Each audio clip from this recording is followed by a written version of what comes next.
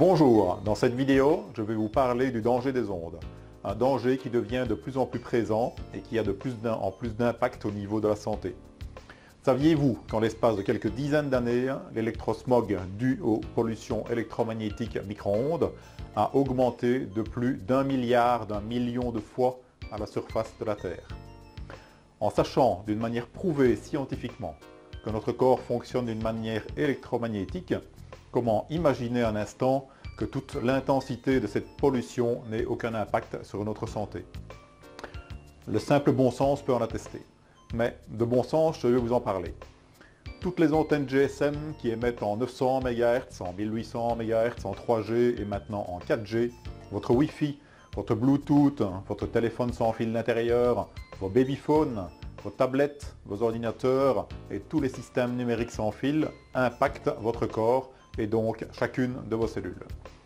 Toute cette technologie est magnifique et maintenant représente un peu la course à celui qui a le plus beau smartphone, la plus belle technologie, mais avez-vous seulement déjà songé que cette technologie pourrait vous causer de très grands dégâts cellulaires? Vous avez certainement déjà entendu du pour et du contre sur cette thématique, mais sincèrement, croyez-vous vraiment que les firmes qui les fabriquent et qui vendent les services de cette technologie vont admettre qu'elle puisse avoir une certaine nocivité et donc un danger pour votre vie?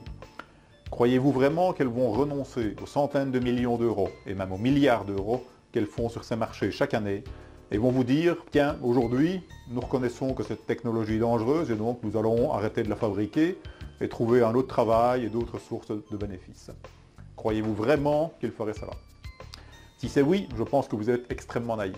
Il suffit de constater comment se comportent ces firmes dans les scandales de l'amiante, du sang contaminé, du scandale de la viande, de cheval, des banques et de l'industrie du tabac, pour constater que ce qui compte avant tout, c'est de gagner un maximum de temps pour continuer à engranger un maximum de bénéfices.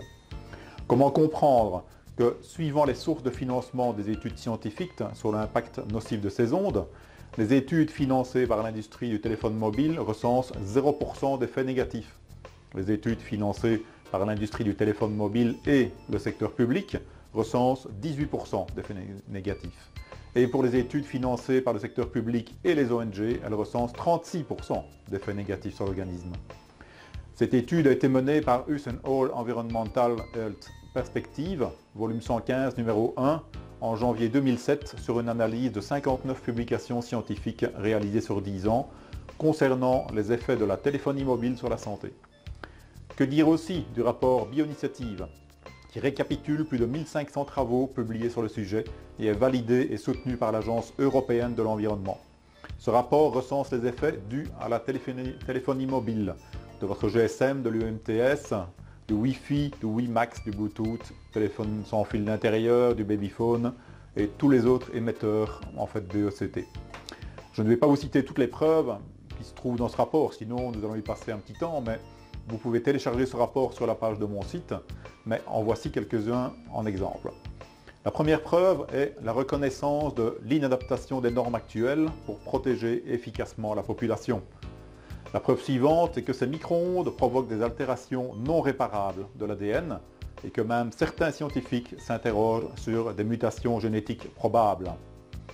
Aussi la preuve qu'elles déclenchent des processus de mise en œuvre des protéines de stress. La preuve de perturbation du fonctionnement du système immunitaire, du système nerveux, des troubles du comportement, d'une perte importante d'étanchéité de la barrière sang-cerveau au niveau des vaisseaux irriguant le cerveau. La preuve que ces micro-ondes déclenchent des processus de développement de tumeurs du cerveau et de neurinomes acoustiques, qu'elles déclenchent des processus de développement de cancer enfantin du type leucémie, du cancer du sein, du développement de la maladie d'Alzheimer et des perturbations dans la régulation des échanges cellulaires. Je vais m'arrêter là, je pense que c'est déjà assez concluant pour que vous preniez conscience que cette technologie est tout sauf un jouet anodin. Que dire aussi qu'à Bruxelles, pour que la 4G puisse être installée, la puissance des antennes a été doublée en une fois. Je me pose aussi une question, n'y a-t-il pas conflit d'intérêt entre santé et argent lorsque l'État belge est en grande partie actionnaire de Belgacom et touche donc des centaines de millions d'euros en dividendes et que, d'un autre côté, elle doit établir les normes d'émission micro-ondes des antennes relais pour prévenir la bonne santé des gens, suivant le principe de précaution? Je me pose juste cette question. peut-être vous aussi. Alors je vais vous donner un bon conseil. Ne jouez pas avec le feu et éliminez au maximum de votre habitation tous les émetteurs de micro-ondes. Il en va de votre santé à long terme et ceci est prouvé par les études. Sachez aussi que la majorité des compagnies d'assurance et de réassurance ne couvrent pas les risques liés aux pollutions électromagnétiques et ne couvrent pas non plus les firmes qui vendent cette technologie. La Lloyds, dans son rapport de 2010, a comparé cette pollution à celle de l'amiante. Une autre question que je me pose est la vision à court terme de cette industrie et de l'impact qu'elle aura sur la sécurité sociale. Ne serait-il pas plus juste d'appliquer le principe de précaution, de réduire la puissance de ces ondes pour éviter ainsi dans le futur un surcoût exorbitant du traitement des maladies générées par cette nuisance? En ce qui concerne les antennes relais GSM, vous pouvez trouver le remplacement en Belgique sur le site de l'IBPT ou en tapant cadastre antenne GSM dans un moteur de recherche internet.